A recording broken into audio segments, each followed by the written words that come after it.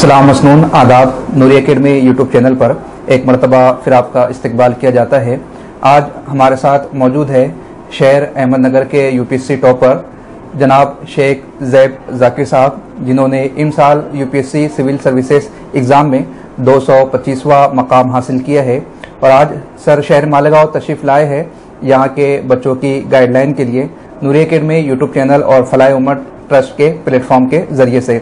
आइए हम सर से कुछ सवालात करते हैं कि सर ने इस एग्ज़ाम को किस तरह क्रैक किया, सर की क्या जर्नी रही है, क्या स्ट्रेटेजी रही है। जबकि बाद दीगरे सवालात के ज़रिए से हम अपने सामीन तक के सर के एक्सपीरियंस को पहुंचाना चाहते हैं। सर आपका बहुत बहुत इस्तकबाल किया जाता है नूरी एकेडमी के ज़रिए से। शुक्रिया। फर्स्ट ऑफ ऑल आप ये बताइए कि आप की स्कूलिंग से लेकर के यूपीएससी तक के जर्नी किस तरह रही है। मैं अहमदनगर डिस्ट्रिक्ट से बिलोंग करता हूँ। एक छोटा शहर है, बहुत बड़ा नहीं है, बहुत छोटा भी नहीं है, मिडिल टाउन है। वहाँ से मैंने अपनी स्कूलिंग की है। कॉलेज भी मैंने वहीं से किया है। साइंस बैकग्राउंड मेरा था 11th-12th में। उसके बाद मैंने मैकेनिकल इंजीनियरिंग किया है VJTI मुंबई से। तो जब मैं शिफ्ट हुआ था फ्रॉम अहमदनगर टू मुंबई, तो मेरे लिए कल्चरल शॉक था। फर्स्ट टाइम मैंने बड़ा शहर देखा था और वो उसमें एडजस्ट करने में काफ़ी टाइम लग गया था। उसके बाद मैंने इंजीनियरिंग कंप्लीट कर ली, लेकिन मुझे टेक्निकल फील्ड में उतना ख़ास इंटरेस्ट नहीं था। तो फिर मैंने यूपीएससी सिविल सर्विसेज की तरफ मैंने उसमें रिसर्च करने का स्टार्ट किया जी। और फाइनली मैंने फाइनल ईयर में डिसाइड किया कि मैं यूपीएससी सिविल सर्विसेज करूँगा। उसके बाद मैं 1 साल हज कमेटी ऑफ इंडिया में रहा हूँ और उसके बाद 2 साल मैं जामिया मिलिया इस्लामिया में था। तो उसके बाद मुझे ये सक्सेस हासिल हुआ है। तो this was my journey of related to UPSC and all the other things. Sir बहुत बहुत मुबारकबाद आपको। Thank you. इन 4-5 सालों में आपने क्या कुछ कुर्बानियाँ पेश की और कितनी तकलीफें आपको पेश आई।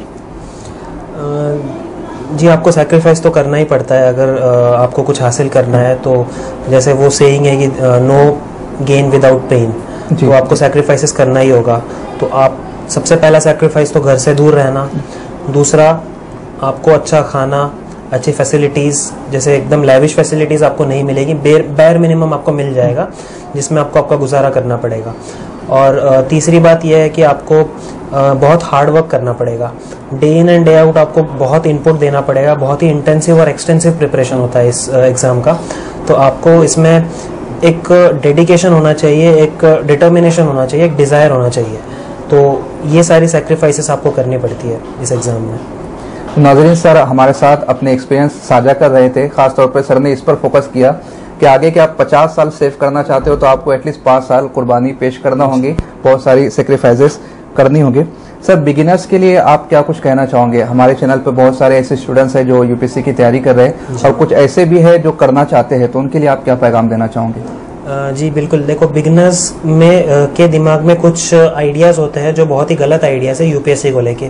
सबसे पहली बात तो ये है कि वो लोग ये सोचते हैं यूपीएससी बहुत टफ एग्ज़ाम है, this is the toughest exam of India. मैं ये नहीं मानता हूँ। ये एग्ज़ाम टफ है, नो डाउट, लेकिन it is not the toughest exam.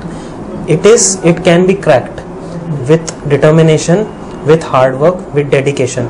अगर आप एक गोल को अपने दिमाग में बैठा लो और आप कंटिन्यूसली उसकी तरफ बढ़ते रहो, तो ये हो सकता है कि आपको टाइम कम लगे। किसी को 2 साल में वहाँ पहुँच जाए, कोई 5 साल में पहुँचेगा, लेकिन डेफिनेटली आप पहुँचोगे वहाँ पे। तो सबसे पहला ये है कि डरे, आप इस एग्ज़ाम से डरे ना। आप जितना क्लोज जाओगे उतना आपको आसान लगने लगेगा।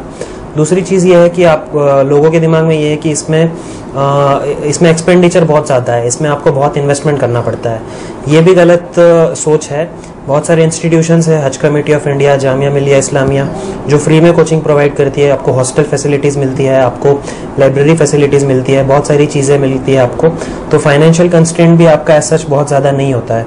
तीसरी चीज़ ये है कि स्टूडेंट्स को ये लगता है कि उनको बहुत ज़्यादा इंटेलिजेंट होना पड़ेगा या बहुत ज़्यादा टैलेंटेड होना पड़ेगा। ये बात भी गलत है। ठीक है, एक bare minimum level of talent आपको चाहिए होगा, बेसिक इंटेलिजेंस चाहिए होगा। उसके बाद जो है आपका हार्ड वर्क है।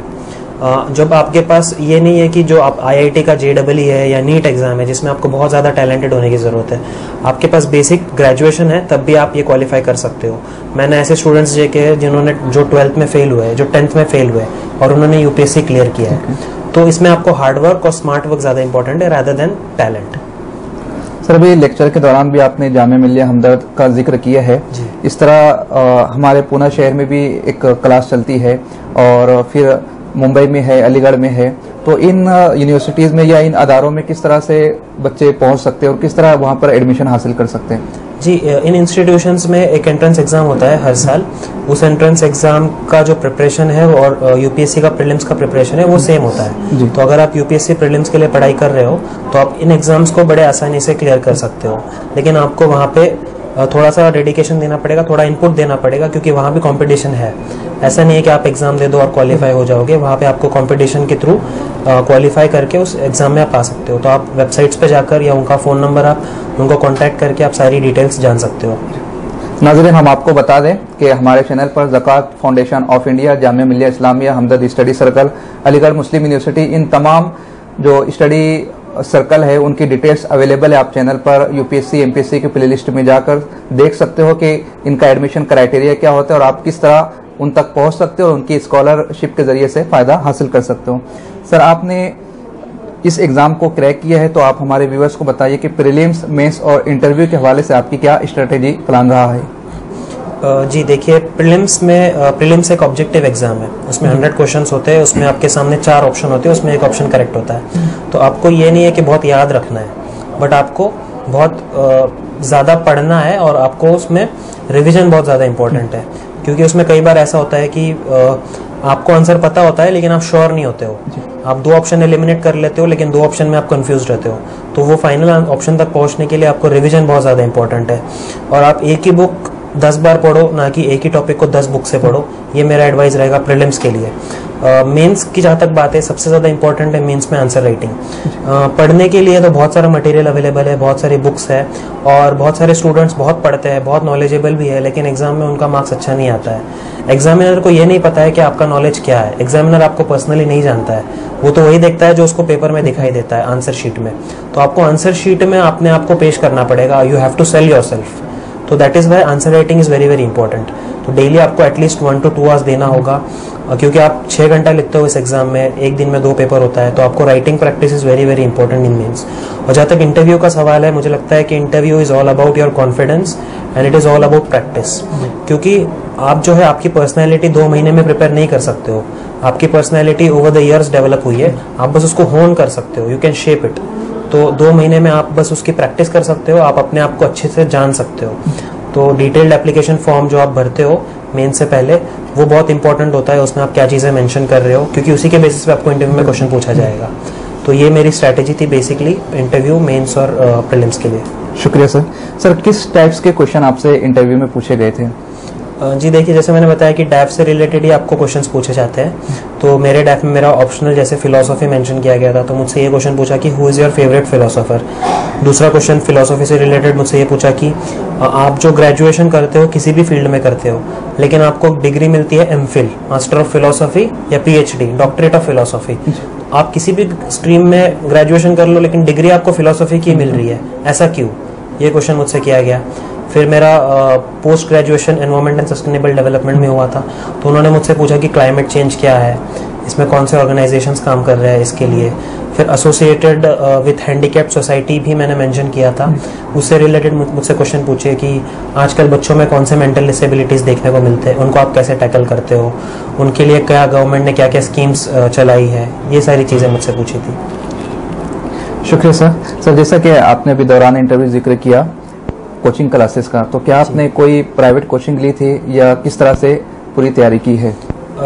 प्राइवेट कोचिंग इंस्टीट्यूशन से तो मैंने कोई कोचिंग नहीं ली, लेकिन जब मैं हज हाउस में था, हज कमेटी ऑफ इंडिया ने ऑनलाइन कोचिंग का उन्होंने फैसिलिटी हमको दिया था। जीएस मेंटर्स जो क्लासेस है वो हमको ऑनलाइन कोचिंग प्रोवाइड करते थे। तो ऑनलाइन जो दिल्ली में जो क्लासेस चलते थे उसी का लाइव स्ट्रीमिंग हमको मिलता था और उसी के बेसिस में मैंने कोचिंग की है।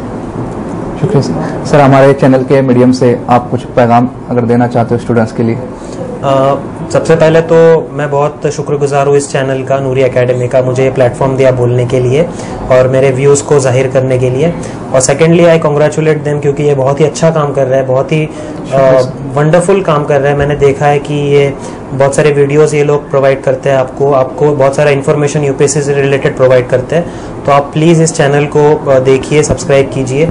और तीसरी बात, यंगस्टर्स को मैं ये कहूँगा कि यूपीएससी से डरिए मत, आगे आइए और अपना जो कंफर्ट जोन है उससे बाहर निकलिए, उसको चैलेंज को एक्सेप्ट कीजिए और डेफिनेटली आप सक्सेसफुल होंगे। आज नहीं तो कल, कल नहीं तो परसों, लेकिन definitely success will be yours. It's not a matter of if but it's a matter of when. Thank you. हम अपने नाज़रीन को बता दें कि 2 रोज बाद जुनैद अहमद जिन्होंने 3rd रैंक हासिल किया है वो हमारे चैनल पर लाइव सेशन लेने वाले हैं। साथ ही जावेद हुसैन जो कि झारखंड से बिलोंग करते हैं, उनका कल लाइव सेशन होने वाला है। तो आप नूरी एकेडमी यूट्यूब चैनल पर बने रहें। सर आपका बहुत बहुत शुक्रिया। थैंक यू, बहुत बहुत शुक्रिया।